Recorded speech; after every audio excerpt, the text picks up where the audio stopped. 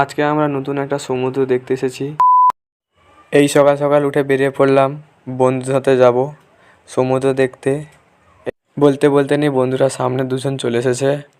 দুজন একটা সাইকেলেই এসেছে। হঠাৎ করে তাদের সাইকেলে কী হলো জানি না, ড্রাইভার এদিক আর ওদিক করছে সাইকেলটা। হঠাৎ বনের দিকে চলে গেল। সামনে ট্রাক্টর আছে, এই গেল গেল গেল গেল লাগছে। এই আর উঠতে পারবে নাই লাগছিল, কিন্তু তারা দুজন উঠে গেল একটা সাইকেলে।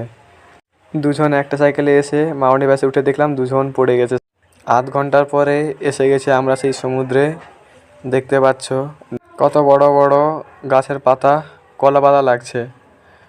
আর সামনে হাওড়া ব্রিজ আছে, যাবো আমরা ওই পথ দিয়ে। হাওড়া ব্রিজটা অনেক মজবুত ছিল।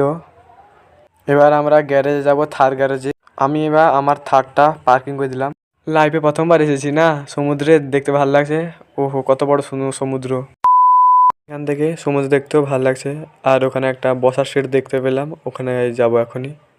বসার সিটটা তো ভালো লাগছে, এখন গিয়ে দেখলাম, বসলাম। একবার নিচে পড়ে গেলে সোজা সমুদ্রের নিচে গিয়ে পড়বে।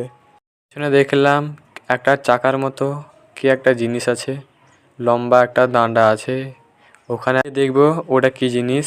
তো ছিল, কিন্তু বর্তমান আমি ঘুরিয়ে দিলাম ওটা। বলবো এ পাশেও সেরকম, নিচে পড়লে পুরা সেই জলে গিয়ে পড়বে। এখানে আবার বন আছে, কত বড় বড় কাঁচ আছে। আমাদের সোনা হয়, এনে আমার সোনা দেখতে এসেছি। কত কত জনেদের এখানে সোনা চাষ হয়েছে দেখো। এই অনেকগুলা মানে সোনা লোগো আছে ওখানে।